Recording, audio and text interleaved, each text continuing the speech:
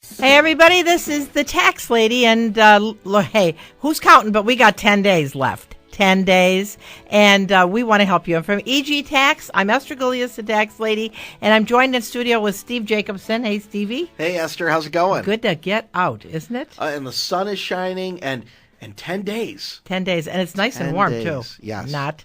Okay. I'm Esther Galias, the Tax Lady from EG Tax. 8030930, 8030930. We will help you to get ready. We know people are starting to get panicky. We want to help you. Wanted to tell something before we get started with all the phone calls, though. We wanted to talk about Schedule Ds and the brokerage statements and how they're different, and just something to let you know. I had a client in yesterday, somebody that always did it himself, and he didn't want to use the Schedule D, so the qualified dividends he just completely ignored, and the capital gains he just put them in as taxable income. And let me just show you what happened on his return. He had dividends of approximately $3,000 and cap gains last year in 2012 of around $4,000, and he didn't use the Part 4 of the Schedule D. So his tax computation was $2,858. Well, I amended the return. And if you use Part 4 of the Schedule D like it's meant to be used, so that the capital gain portion was like 0%, he saved $1,050. Yep. And if you extend that out further, if the dividends were $15,000 qualifying and cap gains were $14,000, you save $3,964. So Part 3 of the Schedule D is for saving you money. And if you're a do-it-yourselfer, go back, because you have up till April the 15th to amend your tax return and get it done so that those qualifying dividends, they're qualifying. Why, Stevie? They're qualifying because of the fact of when the dividend gets paid after the ex-dividend rate. They're U.S.-held corporations. And the great thing about it is it gets special tax treatment. That's right. And if you don't, so let's say you're sitting home and you say, oh, I don't want to do this. This is so hard. And it is hard. It's a very confusing form. But the form saves you money. That's right. So, as of April the 15th of a week from Tuesday, on the 15th, that 2010 return is gone. So if you've been somebody that's been guilty of ignoring the qualified dividends and doing capital gains as if you didn't have that special computation, go back and amend your return. You got money coming back. That's right. And something else I've noticed too, it was a same situation with another gentleman I had where he was doing mom's tax return. And he missed the qualified dividends. He goes, I just went by the table, and immediately I knew, right, that was going to be the issue. The other thing he missed was the foreign tax credit that they had on there too. And I said, well, gee, you missed a foreign tax credit. Oh yeah, I saw that 1116. I didn't think it was worth filling it out for $100 or whatever. And I said, but you don't have to fill it out. Right. That's only if you're over $300 in credits. And so when you're when you're looking at these brokerage statements, which can be completely intimidating, because there is they send you this big packet, because the broker now under law has to keep track of the investments that they had under their control since 2012. So they have something that's called covered. Yep. Those are covered sales. Then there's non-covered sales. So there can be covered short-term, covered long-term, non-covered short-term, non-covered long-term. And so it becomes very confusing. And if you need help with that, rather than doing it wrong and really overpaying your taxes, give us a call. Email us at egtax.com, because, gosh, we don't want you to overpay your taxes. Absolutely. Right? And if you're listening to me and you already sent your tax return in and you didn't put the qualified dividends and you didn't use Part 3 of the Schedule D, we can still fix the return till, we got 3 years. But, you can do it right now, especially if you owe money, because then you won't have to pay it on April the 15th. And especially if you've been doing it the same way since 2010. 2010 being the key, because, as Esther just said, that year's gone after April 15th. That's right. That's exactly right. I'm Esther Galias, the Tax Lady from EG Tax. 8030930, 8030930. Call us, because we want to help you. And we're going to talk to Joe in North Tonawanda. Hi, Joe. Hi, Esther. Hey, what can we do? Yeah. I have a question about IRA withdrawals. Okay. The 10% penalty, that's based on the amount withdrawn or the tax amount? Well, it's based upon the taxable amount if you're under the age of 59 and a half, or if you don't have an exception to penalty. How old are you? I'm under 59 and a half. Okay. And why did you take the money from your IRA? Well, I didn't, but I'm wondering what it would be if I did. Okay. So if you, why do you want to take money from your IRA? Well, I don't want to, but I just wanted to know in case I had to. No, okay, but I'm trying to help you here. Why do you think you might want to take money out of your IRA? Is there a reason? No. I mean, right now, all right. Well, all right. So maybe I'll do it. Let me try it this way. If you take money out of your IRA and you're under the age of 59 and a half, okay, there is no penalty if you use the IRA money to pay for education, up to $10,000 to buy your first home. There's no penalty if you're considered to be permanently and totally disabled. There's no penalty if you're paying an IRS debt that's liened. There's no penalty if you're taking the money to pay for medical over the 10% floor. In those cases, there are no penalties. Okay. Okay? And So I'm sorry, I'm still not clear. So the penalty is based on the amount withdrawn, or just it's a surcharge on the actual tax paid? it's on the amount that's withdrawn that's taxable. Okay. Okay? I wasn't sure. And in the case of an inherited IRA, if the heir draws out more than the RMD that was already in effect, is there a penalty on that additional amount? No, not in an inherited IRA, because it's going to be taxable. Okay. And when you inherited it, the person, I'm assuming, is over the age. It's a code 4 anyway, so you won't have any problem. It's the code 1s that are the problem. Okay, so the heir can withdraw more than. Yes, you can withdraw more. RMD with no penalty. Right. So if you rolled it over, you're going to take it over a 5-year period. You can withdraw more. Okay, thank you. You're welcome, Joe. Bye-bye. I'm Esther Gilius, the tax lady from EG Tax, 803-0930, 803-0930, star 930 cell phone. I know we have Warren, Robert, John. We want to hear you. Give us a call. We're going to take a short break. We'll see you on the other side.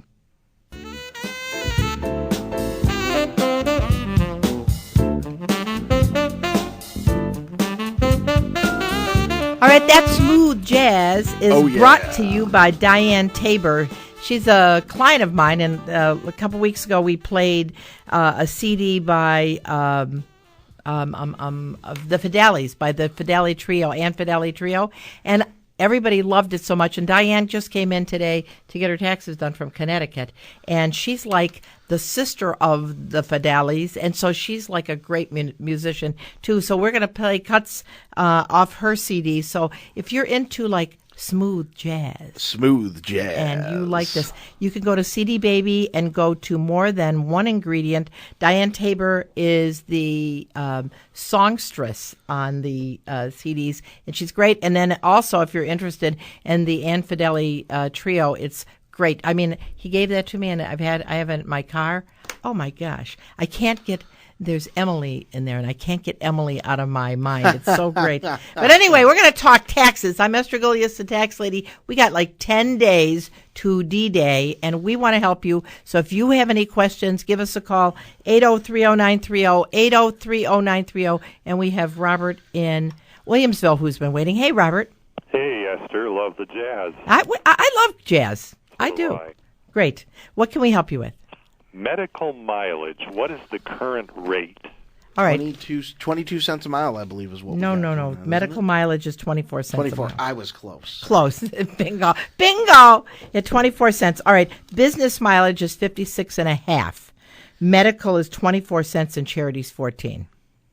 Okay. Now, does medical include going and picking up prescriptions at the drugstore? Yeah. Any kind of mileage that helped you to alleviate a medical condition, which would be glasses, dentist, prescriptions, taking a loved one who needs your assistance to the hospital, the tolls and en route, the parking, like at Roswell, and if you're there with you're going down for treatment, that's deductible, and that gets added to your medical.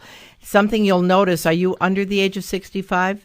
No. Okay, so people that are 65 or older kind of get like a 2-year, 3-year break on the increase in the floor. The floor for everybody else is 10% of their adjusted gross income. Seniors get like this 3-year break before the 10% floor goes into effect. So you're still at 7.5% of your adjusted gross income. But it's harder than ever to claim medical because it's for everybody else, it's 10% of their AGI. Very good. Okay? One other question. Yeah. How much can I claim for a bag of clothing donated to Goodwill or something? Depends on what's in the bag of clothing. I mean, what I would recommend doing, did you make a list of all the things that you donated? No.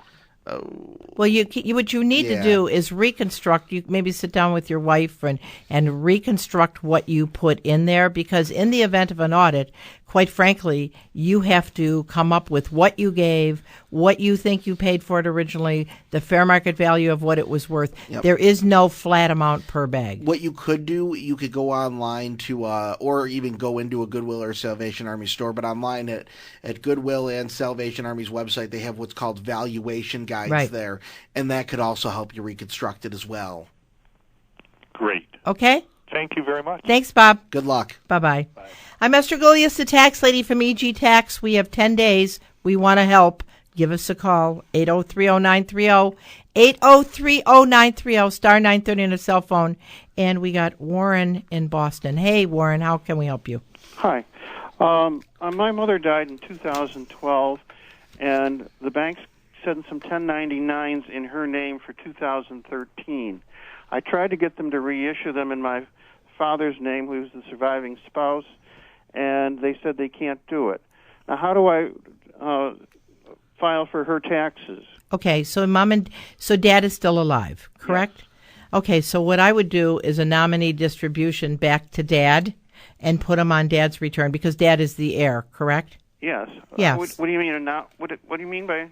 All right, so it's where you basically type a 1099 back to Dad from her estate, because if they won't retype it, because obviously somebody didn't let the bank know that she had passed, and so they kept crediting her account with the interest. So really what you end up doing is you type a 1099 from her to Dad and put it on Dad's tax return. Well, then what does the 1099 have to be sent to the government? Yeah. Somehow or other? Yeah. How do you do that? Well, there's instructions. You have a transmittal form, I think. 1096. 1096 transmittal form. And basically that is what you use, and the instructions of where to send it are all on there as well. Actually, and just so that you know, those forms, you just can't print them off the IRS website. You actually have to order them you can actually order them from irs.gov itself, and they'll ship them to you free of charge. Or you can come into our office. Well, yeah, that, or you can just go down to like Office Max or something. They'll have it in there. And if you need help, you can stop into one of our offices and we'll show you how to type. It's a really simple thing. The worst thing is, nobody has typewriters anymore. Nope. So I mean, really, that is a big problem, because I know even at our own office, we had to get a program so that we could put it on our computers so we could line up the stuff to put it through. But if you have a typewriter, it makes it great. But I don't even know if they have any of those anymore. I think of those, and I think of the show Murder, She Wrote, where she's sitting there typing away. But anyway, so you do a nominee distribution from Mom back to Dad. It ultimately goes on Dad's tax return, where it should go anyway, and that's it. Okay, and I had a casualty fire, and I lost a bunch of antique cars in this fire. Oh, and they weren't covered by insurance? And the insurance was greater than the basis on most of them, and so I have a casualty gain. Right. And I understand. I followed it through on the federal tax, but the capital gains on New York, it doesn't seem to be any break for it. There is no break, Warren. No break. You have to pay straight income tax on That's it. exactly right. I see. Oh, well, it's just... So you really kind of did... You actually ended up like selling them to the insurance company in effect. Well, except that only one of the insurance companies took actual possession of the vehicle. The other ones, the other company told us to keep the vehicles, even though Even though they're ruined? They paid more than what we actually had in them. Mm-hmm. Yeah. So you're reporting the gain on the federal, then you're going to report the gain on the state, and there is no break on capital gains in New York State. Well, I don't have to pay much in the federal, but that makes quite a bit on the state. I know. That's true. Okay. And on the base, when you figure the basis on an antique car, now most of the parts and so forth were bought in flea markets and things like that, where there was no receipts. Am I completely out on that money, or is there some way to? Did you ever notate it? In other words, if you had a journal that said, like, this is a 1927 Dusendorfer or whatever, and you bought a fender for $10 and you notated it in a log, that would probably work. Can I reconstruct such a log now, or does it have to have been a log was done? I don't think it has to be contemporaneous, but again, you'd have to know what you put into that car pretty well. Okay. Well, I know a lot of the items that I put in and so forth. Yeah. But on a lot of there was actually. And then don't forget that any legal fees that you had in the acquisition would also go towards it, and any legal fees you incurred in getting the insurance companies to come up with the cash is also deductible. How about when I bought the cars, transporting them from where I bought them home? Absolutely. Because like some of them were bought out of state. Sure, absolutely. And there might even be some bills on some of them. Sure. Okay, thank you very much. You're very welcome, Warren. Bye. I'm Esther Gilius, the tax lady from EG Tax, 803-0930, 803-0930, star 930 on a cell phone. And D-Day is 10 days away. If you're somebody that needs help, we want to help you. I'm going to tell you, if you're somebody that owes money and you just don't have it to pay, and you think by waiting that's the best thing, is that good, Stevie? No. The reason why, and this is what everybody forgets to understand, there is a failure to file penalty of 5%. In other words, a month. If you don't file your return, they are mad at you. They are, because they see you as you're trying to evade them. Right, and so that's the big penalty. Yep. So you mean to tell me they would just sit around and you owe $40,000 and they're happy that you owe $40,000, and that's better than if you sit at home knowing you have $40,000 but don't let them know? I mean, exactly. It is better. Well, the whole thing is what they're going to do is, let's say you don't file, and then all of a sudden, eventually down the road, because they get all the same things that you do, right, they find out, oh, gee, you should have filed the whole time. Well, the most that the failure to file penalty is going to be 25% of the balance due. But if you owe $40,000, that's $10,000. That's right. There. And it's compounding. Compound interest. It's compounding. On top of it. I had a lady that came in yesterday, and she didn't file 2009, 10, 11, 12, and 13. And it was all self-employment income. And even though she only owed way back in 2009 like $800, but the failure to file penalty being 25% is compounding. Yep. And so it ends up to be a gigantic penalty. Yep. So get the return filed. They will take payments. They will take a MasterCard. They will take, and for those of you that really don't have the money to pay, there's offers and compromise. Believe me, there's a way to solve it. I had one of my clients the other day. And make sure you don't owe it next year, because you don't want that problem. No, you don't. I have one of my clients the other day who owed $8,000. And right. He goes, well, I'm just not going to file it. I go, okay, that's your choice to do. However, here are the ramifications of it. And as soon as I told them it's up to a 25% failure to file penalty, I said, look, they will work with you. You can do payment plans. They will absolutely work with you. And some of my clients, people the other day, I said, no, here's what you do. We're going to, when you get your bill, they're going to first send you a lovely letter. Hi, you owed us $3,000 and you didn't include it, and we were wondering, did you miss it? So then there's a number to call. Then you call and say, you know what? I need a payment program. And actually, you can ask for an installment agreement when you file your return. Yep. And we can help you with that, too. Yep, it goes electronically, and we can set it up where you could either write them a check each month or just do a direct debit out of your bank account each month. That's correct. All right, well, let's go back to the phones. We're going to talk to John in Tonawanda. Hey, John. Yeah, Esther, I file a IT-201, Uh-huh. okay, Uh-huh. on the state, Uh-huh. and 1040 on the Fed. Okay. Now, I'm talking about foreign tax. Mm-hmm. and the foreign tax that I pay are two places. One is in Europe, and one is in Canada. Okay. Based on the 1040, I don't have to file 1116 if it's both are under $300. Right. which is fine. Right. Go to the state, line 41 of the IT 201. I'm trying to take the Canadian credit for the dividend or the tax that I paid on the 1099 div. Are you already taking that money on the foreign tax credit on the 1040 though?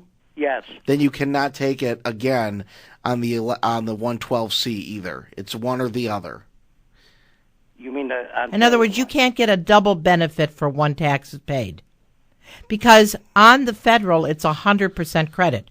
It is a credit. So if you paid $150 in foreign taxes, you got it back. You can't also get a $150 foreign tax credit on the state of New York. Because that would, in essence, would mean you got $300 credit for $150 taxes paid, and so you can't do that. Are you talking about Ontario or are you talking about Europe? We're talking about both. any. Both. Because you're claiming already that Canadian amount, the Ontario amount, on the federal, right? Right. So you can't go and then again claim it on the state. That's a double dip. Okay, but if I'm itemizing... No. Oh, but itemizing is different than the credit. If you're itemizing and you're taking it as an itemized deduction, why wouldn't you take it as a direct credit? The credit is much better. Well, what I was thinking was taking it on line 41, no, itemizing, then subtracting it. You can't do both. But I mean, John, if the foreign taxes you paid were $150 and you can get a $150 credit, that's what you should do. You're being and completely made whole. You can only be made whole once. That's it. Okay, well, I was all right then. All right. All right, Thanks, you very much. John. Bye-bye. I'm Esther Golias, the tax lady. We're going to take a short break for news. 8030930, star 930 on his cell phone. Join us on the other side.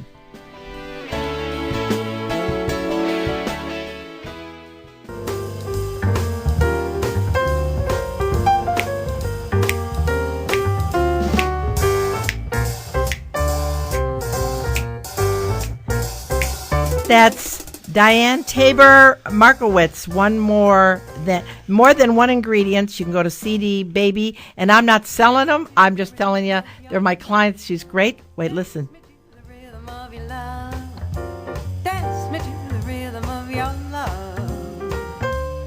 Wow, she never sings to me when I'm doing her tax return. Well, you got to get her a better refund. Anyway, go to CD Baby, Diane Tabor, more than one ingredient. And, of course, she's like the sister of the Ann Fideli trio. And they're just great. I said, when you guys get together, do you just like jam? You get in front of her, hi, how you doing, darling? You know. I would totally do that. And they would just get all their instruments out. I could just see them together. Just have a crazy jam session. You make up stuff as you go along. Right. Do the skiddly bop bebop. Yeah. But anyway, it's really great. I will tell you, Ann Fideli she was like a really, really important jazz singer. Yep. And they found all these tapes, and that's what's so cool. So he gave me these CDs, and they're so wonderful. But anyway, I guess we got to talk tax. We do. We got to talk tax. 10 more days, and it's over. I'm Esther Golias, the tax lady from EG Tax, 8030930. And I'm going to tell you, if you're sitting home this weekend and you're getting your stuff together, you better call us right away, because we are jamming, and we can get you done. And I will tell you, we will work up till April the 15th at midnight to get it in before the deadline. And let's see, we're going to go to Jeff in Blaisdell. Hey, Jeff. Jeffrey. Hello. Jeff. Jeff went away. Are you there, Jeff? I think we got him. I'm here. Hey. Yeah, we got you. My question is twofold. One is, if you sell a business in New York State, do you have a certain amount of time or months to reinvest that money? And if not... That's so good. Oh, you in what state now, Jeff? Tell me the state. New York. Okay, what do you think? Can you hear me? Yeah, I'm saying. What do you think? What What do I think? I don't know. I thought for some reason I thought you had a couple of years No. to reinvest it or not. I don't know. Nope. Not in the good old great state of New York. In New York, you sell your business. In the year that you now, I can say this. Let me just say this: that there is something as a tax-free exchange, and that's a federal, and the state does follow suit with the federal. But you would have to exchange your business for another business, and it's called a 1031 exchange. Okay. So that isn't something in New York state law. It is something that you would have to pursue as an investor. You'd have to find an exchanger who would take possession and for 90 days hold your money, and then you find another business to exchange or another rental property or another parking lot or whatever you're exchanging. It's got to be like for like. And it's called a 1031 exchange, and you can take your entire gain and move it into the new business. And so that is a federal stipulation. Mm-hmm. Okay, are the taxes the same if you've owned it for 2 years, 20 years, 30 years? It doesn't matter, correct? Correct. Doesn't matter. It's in New York State. You sell a waffle, and they want their piece right. of the pie. Pretty much. Yeah. But you'd have to do the 1031 exchange, though, is a really neat thing. So let's say that you have, a business A, Yep. and maybe it's a car dealership, and you would like to exchange, and the business is in Buffalo. You'd like to go to Florida, so you can exchange your business in Buffalo for the business in Florida. You need the exchanger. They do the 1031, and that's pretty much what happens. You can't take any money. Any money you take in the exchange would be completely taxable. Okay. Can you move a business, operate it here, but move the headquarters or the billing office or the, in some way, shape, or form to another state in the event you want to sell it down the road? How is that looked at? I mean, remember, everything has to be ordinary and necessary, okay? And so it has to be, you have to have a good business reason to move. So let's say you have your business in Cheektowaga and you think that you'd like to open up a branch in Erie, Pennsylvania, and that's where you're operating, and that's where you decide to relocate because you're the CEO. Well, that's great, but again, if you have your business in Cheektowaga, but you're really operating down in Florida, and you think that you're going to avoid New York state taxes because you're operating in Florida, the money earned in New York is still taxable to New York. Okay. So if I do headquartered, is the money earned in New York, if I'm down south somewhere, starting a second franchise, or a second satellite store or whatever, anything that's earned and serviced up here is taxed here? That's exactly right. Okay, no way to beat them. Not if you're still operating in New York State. Okay. And I want to tell you, it's really any state. Yep. If you're making in the state you're making the money, the state wants the money. Mm-hmm. And so that's why many of these major corporations do a state return for Ohio, a state return for New York, a state return for Illinois. And so because all of those jurisdictions deserve their piece of the pie. Gotcha. Okay. Very good. All right, thank you. Thanks, Jeff. Bye-bye. I'm Esther Golias, the tax lady from EG Tax, 8030930, 8030930, star 930 on the cell phone, and we want to help you. Yes, Stevie? Well, no, I was just going to say, when are we opening up the EG Tax Hawaii office so I could go out there? I don't even think they do tax returns in Hawaii. They're probably just surfing all day. You know what, though? I'm only kidding. No, I know they do, and I am ready to go whenever you are ready. Okay, and so we're going to go to Ron in Buffalo. Hey, Ron, how are you? Okay, how you doing, Esther? Good. I'm terrible, okay? Why? It's my 401k, okay? Uh-huh. It's all new to me, okay? Okay. And right now, I'm a 100% disability. Okay. Okay, now back in 2013, I borrowed half of my 401k. Yep. Okay, with $27,000. Uh-huh. Now, they, out of $27,000, they took out over $4,000 for penalty-wise. Right. But they told me that if I was a 100% disability, that they wouldn't take it out 20. All right, wait, Ron. You got the 1099 in front of you? Okay, right now I ain't got it in front of me. But anyway, the 401k told me they could send me a 1099 form before 2014. Okay. Mm-hmm. So I got the 1099 form. Mm-hmm. So when I went to my tax consultant, they told me that they consider me as earned income. Oh, as earned income, like a disability pension, right. is what they're saying. Right. Yeah. Do you have children, Ron? No, I don't. Okay. But my wife works, okay? Mm-hmm. But they consider me as earned income plus my wife earned income. Mm-hmm. Now, why almost $4,000 they penalized me. Well, they didn't penalize you. They took it out in taxes, right? Yeah, plus, yeah, but right now I'm 59 years old, okay? Mm-hmm. But they'll consider me as 100% disability. I understand, but you know, all right. Let me just unwrap this for you, okay? Because you retired, you took money out of your pension plan, and you're totally and permanently disabled. If you have a code 3 on the 1099-R, it means that you can make the election to have this be taxed as wages, okay?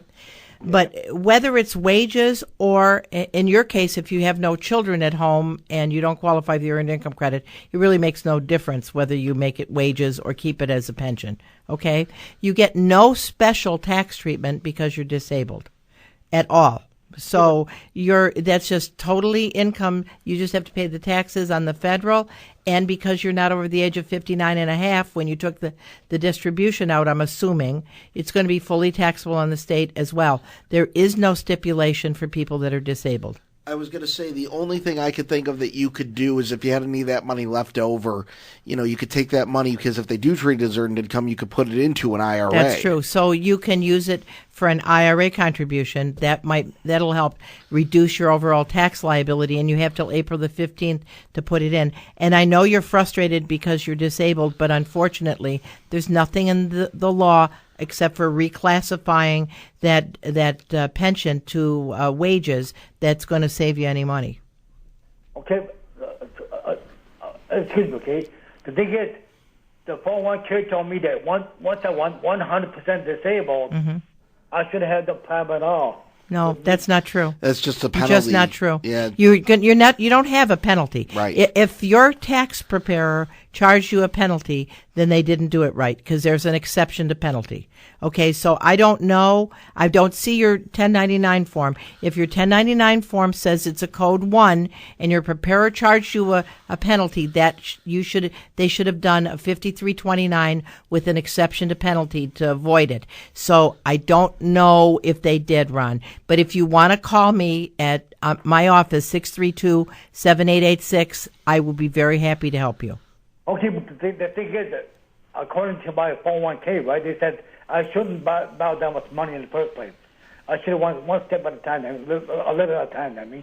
Yeah, well, I don't know, and like I said, without looking at the 1099-R, I really can't help you, but I'd be very happy to help you. So if you want to come in, be very happy to help you, Ron. Okay, thank you very much. Thank you, sir. Bye-bye. So frustrating because you just want to help people, and you got to have the stuff to look at to help people. Anyway, we're going to take a short break. I'm Esther Golias from EG Tax, 8030930 star 930 on your cell phone. We want to help you before our 10 days are up. See you on the other side.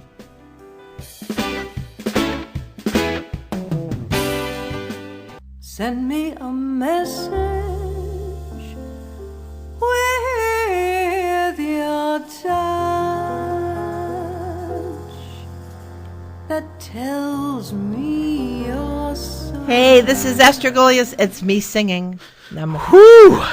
Am I hot or what? Oh my God, I'm melting like butter. Hey, that's Diane Tabor from More Than One Ingredient. She's a wonderful singer, obviously, smooth jazz. Smooth jazz. And you can get her CD at CD Baby, More Than One Ingredient. And I'm very thankful to have the Fidelis and the Markowitzes, Tabor Markowitzes, as my clients. Are wonderful. And if you're interested in that kind of music, which is great as far as I'm concerned, you can get it at CD Baby. All right, we're going to talk taxes.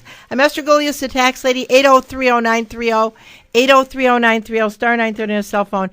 Wanted to talk, let you know that right after tax season, you might say, oh, well, gosh, what can the tax lady talk about? Well, we actually have a series coming up. We're going to talk about how to fix your credit.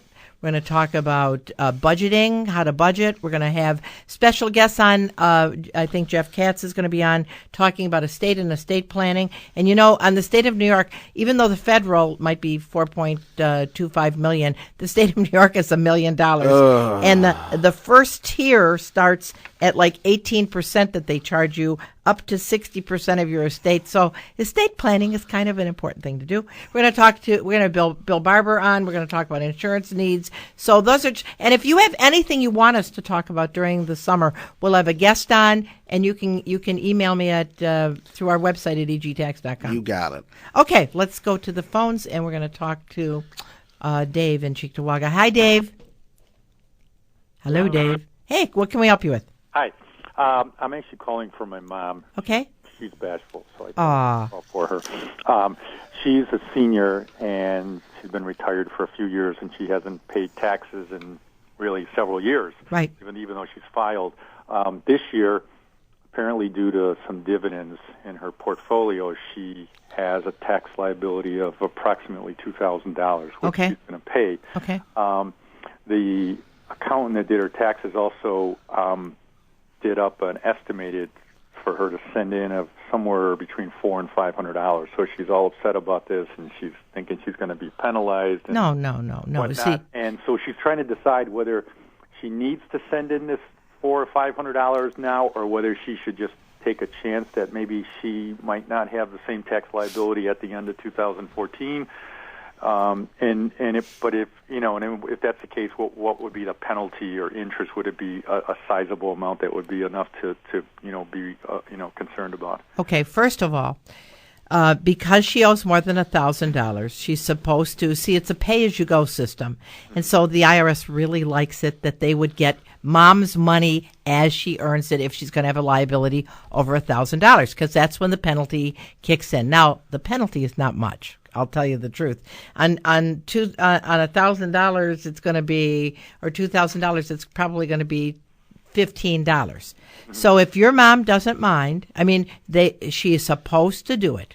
But in the event that she says, "Oh, I don't want to do this. They're taking my money," and she doesn't mind being penalized next year when her taxes are done, the computer will figure out what the penalty is, and it'll just be part of her bill. Okay. So, and she's not going to go to jail? Not usually. They don't usually pick her up. She probably wouldn't look good in stripes. So tell Mom not to worry. She's listening in another room right now, so it's probably music to her ears. Yeah, she really doesn't have to worry. I have a number of clients that absolutely will not pay estimates. They pay the penalty every year, and some of them are paying hefty penalties because they owe tens of thousands of dollars. But you can't make people do what is in the law necessarily, and that's where they get the penalty. But in Mom's case, it would be a very small penalty. And it wouldn't necessarily raise red flags? No, they're not going to pick her up. If they pick her up, tell her, come on, call me, we'll all go together. Okay, all right. Can I ask kind of a follow-up? Sure. Okay. She has a home that they've lived in for 40-some years, and it's got a value now probably somewhere around $400,000, even though they only paid about $50,000 to $60,000 for it. So how does the capital gains factor into that at this point in time? Stevie's going to tell you good news. Well, because of the fact that, I'm sorry, hang on one second. I'm having trouble hearing myself. Oh, okay. There we go. Okay, so because of the fact, how long did you live there for? It's her personal home. So if she lived there, so we're in good shape. You're not going to have to pay any tax on it at all whatsoever. She gets a $250,000 gain exclusion. Right. Okay. So is Dad still alive? No. Okay, yeah, so she'll, if she paid $50,000, but plus her improvements, well, how much do you think she put in capital improvements? Well, what would would things like painting and like new driveway, landscaping, windows, new air conditioning, changing her kitchen. I would say easily probably $25,000 to $30,000. All right, so if we got original cost basis of $50,000, $20,000 brings it to $70,000. If her house is worth $400,000, she's going to exclude the first $250,000 in gain. So she'll have a very small capital gain. Now, I had read something that if you have to sell your house due to the loss of a spouse or because of medical, just the fact that you can't, say, operate in the house anymore, that is something that can reduce the capital gains tax? No. No? No. So you can't believe everything you read on the internet? No. But the whole thing is, though, look at it this way, too. Even if she does have a tax liability, she's in a long-term gain situation. She's probably going to have hardly anything that she's going to pay on the federal. That's right, because where she is, she probably can pay 0% on capital gains anyway. Yep. Make her Social Security more taxable, that's all. She really doesn't have a problem. Okay. Now, what if the house got sold after she were to die? Is that a more negative? All right, so here's the thing. If you inherit the house, then you get the fair market value at the date of her death. So if it's worth $450, your basis is $450. There is no gain. Oh, I see. Okay. And for many people, the best way to do it is to just inherit. The only thing that you have to figure out, because it's risk and reward, if mom goes into a nursing home, they could lien the house to pay for the nursing home. So that's what you have to figure out. Right. She does have some... nursing home insurance? Yeah, it's limited, though. It's only got about a 3-year payout, but at least it's better than nothing. Right. But, okay. Well, that's okay. Okay. Well, you answered my question. Thank you, sir. Okay. Bye-bye. Have a great day. I'm Esther Golias, the tax lady. We're going to go to Deb and Williams, so I'm trying to move right along. Hi, Dave. Deb? Yeah, hi. Oh, you're not Deb. Are you Debbie? No, actually, a female called in for me. Okay. And I'm the one that actually has a question. Yeah. Got a question. My wife actually has a real estate agent and does staging.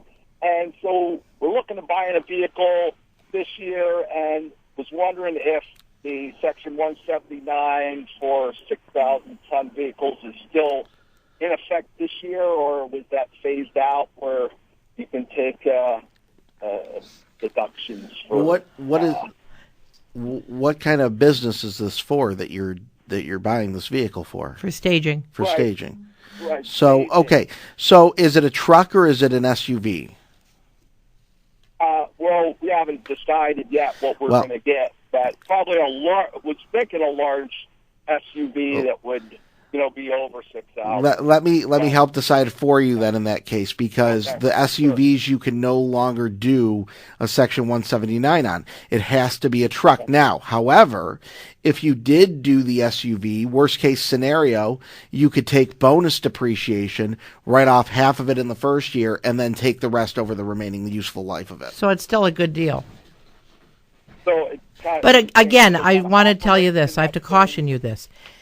If she's got this little teeny business, let's say she's making $1,000, all right, and you buy this really extravagant, expensive vehicle, and you're using it really as the family car, and you're going to do the 179, it's got to be used at least 51% for business, and it's got to be ordinary and necessary. So if she's really doesn't need something, a truck type, and you're thinking of using it as a loophole, I think you might find it's going to bite you in the tushy. Yeah. Okay. So the income's already there. Okay. Great. Okay. Sufficient income, so it's not. Okay, that's good. In other words, I wouldn't want you to go out and think you're going to buy a 6,000-pound gross vehicle weight vehicle and write it off, and it's really just for show. Yeah. You know what I mean? Right. Okay. Right. Okay. All right. Thank you. Thank you, sir. And we're going to go to Charles in Hamburg. Hi, Charles. Hi, Esther. Quick question. I guess it's kind of related to the last one. I had heard at various times in the past that there is deductibility for expenses like when you're going to sell your house, like, small improvements or sprucing it up, staging, whatever you want to call it. Okay, but just like what Steve was explaining to this gentleman, about his mother's house, if you've lived in it 2 out of the last 5 years, the gain, are you married or single? Married. If you're married, the gain up to $500,000 is tax-free. So it's really a moot point, the money you're putting into the house. It was important for this lady because her gain, she was single. Her gain is limited to $250,000, and he was saying the house was worth $450,000. So the improvements would be important for her. In your situation, is the gain going to be over $500,000? No, and I'm sure we're going to buy another house, but like I said, I was kind of narrowing it down to just like. Yeah, but Charles, it's not going to be taxable at all. So it doesn't make any difference if you have improvements. It's going to be tax free. All right then. Okay. Yep. Thank you. Thank you, sir. Bye bye. And let's see, we got Ron in Cheektowaga. Hi, quickly, Ron. How can we help you? Yeah, just two questions. You know how you were saying about the qualified dividends? Yeah. Schedule D? Yeah. Mm-hmm. Just wondering. I've been using the qualified dividends worksheet and the 1040. Is that okay? I mean, are you doing it? Are you doing the computation on Schedule D? Well, not the total tax. Yeah. Sony stocks or mutual funds. I usually use the computation worksheet that's inside 1040 for the qualified dividends. For the tax computation? Yeah, you don't have to use that Schedule D, page 4. No, but you are doing that for the tax computation. Yeah, for the qualified dividends, yeah, right. I do that. And you use it for also for your sale of stock? Yeah, but I didn't have any sales last year. Okay, all right, as long as you're using it for computing the liability. Okay, and then second question is, been filing Schedule E, the passive activity loss form 2. Yep. Went on with a partnership with some people to have a house built out of state. It's been 6 years and we haven't sold the new house yet. It's out of state in Florida. If I move out of New York State and then we sell that, who do I pay the tax to, New York State or the new state that I moved to? Because you never ever had the income in the year wherever the income is generated, which would be Florida. That's where you would pay it, and there is no tax in Florida. Okay. I'm running out of time. I'm Esther Galicia, Tax Lady. We will help you. EG Tax is open 9 to 9, Monday through Friday, 30 offices. Go to egtax.com. We'll help you. Don't worry. I'm Esther Galicia, Tax Lady. See you next Saturday.